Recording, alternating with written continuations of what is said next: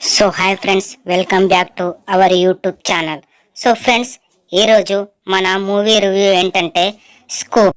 So friends, ముందుగా story లైన్లోకి వెళ్తే కొంతమంది జర్నలిస్టులు కలిసి ప్రిన్స్ ఆండ్రూని ఫాలో చేస్తుంటారు భయ్య. అలా అతను ఎందుకు ఫాలో చేస్తారు, సో అమ్మాయిని స్మగ్లింగ్ చేసే జెఫ్రీ ఎప్స్టీన్కి కనెక్షన్ ఏంటిదనేది ఈ మూవీలో చూపించారు భయ్య. ఈ మూవీని ఒక ఇన్వెస్టింగ్ థ్రిల్లర్ జోనర్లో తీసుకెళ్లారు భయ్య. నాకైతే ఈ మూవీ చూసినప్పుడు చాలా నీరసంగా అనిపించింది భయ్య. అసలు చాలా స్లో ఉంది మూవీ. అసలు ఈ మూవీ చూస్తున్నప్పుడైతే ఖచ్చితంగా మీ అందరు కోపుకుండాల భయ్యా. ఓపిక గ్రామంలో కిళ్ళల్లోనూ కాదు, టన్నులు కొద్ది ఉండాలి. అలా అయితేనే మీరు ఈ మూవీని కంప్లీట్ చేయగలరు. నాకైతే ఈ మూవీని చూస్తున్నంతసేపు మైండ్ దొబ్బింది. అసలు ఏంట్రా అయ్యా ఈ మూవీ, ఎంత స్లోగా ఉంది మూవీ అనిపించింది. ఎక్కడ కూడా ఒక ఐ ఫీల్ ఇవ్వదు భయ్య ఈ మూవీ. అసలు మూవీ చూస్తున్న కొద్దీ చూసేవారికి మూవీ కొంచెం ఇంట్రెస్టింగ్ అనిపించాలి, కానీ మూవీ చూస్తున్న కొద్దీ నాకైతే ఇంట్రెస్ట్ మొత్తం దొబ్బింది భయ్య ఈ మూవీని. నేనైతే ఈ మధ్య కాలంలో మరి ఇంత బోరింగ్ సినిమానైతే చూడలేదు భయ్య. ప్రిన్స్ ఆండ్రూ, ఎమిలీ మైక్లిప్స్ మధ్య జరిగే ఒక నైట్ టీవీ షో ఇంటర్వ్యూలో భయ్య తను అడిగే క్వశ్చన్స్ కానీ అక్కడ జరిగే సీన్స్ కానీ నాకైతే అంత ఇంట్రెస్ట్గా అనిపించలేదు భయ్య. ఏదో డల్గా అనిపించింది మూవీ మొత్తం నాకైతే. ఆ ఇంటర్వ్యూ తర్వాత ప్రిన్స్ ఆండ్రూకి జెఫ్రీ ఎప్స్టీన్కి ఎలాంటి సిచ్యువేషన్స్ ఎదురయ్యాయి అన్నదే మూవీ స్టోరీ లైన్ భయ్య.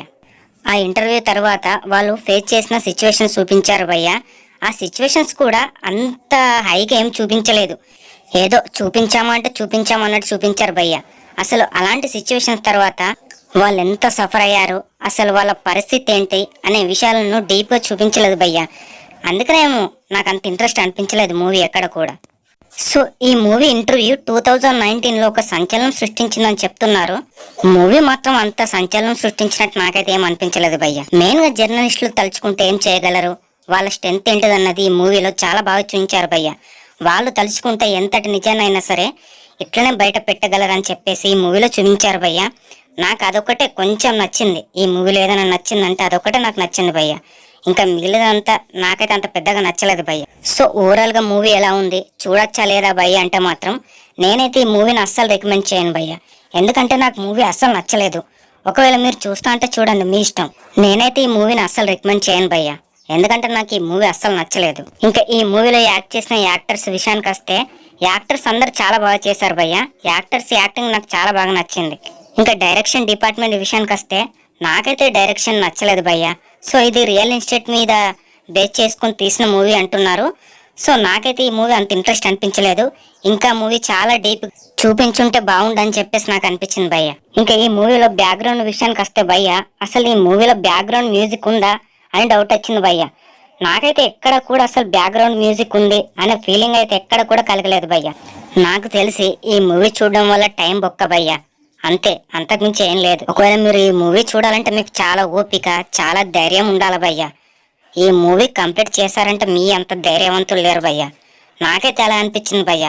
మూవీ ఎప్పుడెప్పుడు కంప్లీట్ అయ్యిద్దా అనే ఫీలింగ్ మూవీ స్టార్ట్ అయిన 15 మినిట్స్ నుంచి భయ్య మూవీ ఎండ్ అయ్యే వరకు అదే ఫీలింగ్ ఉన్నది. 1 hour 40 minutes మూవీ అయినా కూడా అలా అనిపించింది భయ్య. 1 hour 40 minutesకి అలా అనిపించిందంటే ఇది మామూలు మూవీ కాదు భయ్య. మీరైతే అస్సలు చూడకండి భయ్య ఈ మూవీ. సో ఇంతే గైస్ మన రివ్యూ. సో గైస్, నేను చెప్పిన రివ్యూస్ కనుక మీకు నచ్చినట్లయితే ప్లీజ్ గైస్ దయచేసి మన ఛానల్ని ఖచ్చితంగా లైక్ చేసి, షేర్ చేసి, కామెంట్ చేసి, సబ్స్క్రైబ్ చేయడం మర్చిపోకండి ఫ్రెండ్స్. ఓకే బాయ్ ఫ్రెండ్స్, ఉంటా. సైనింగ్ ఆఫ్ మీ కామెంట్ స్టార్.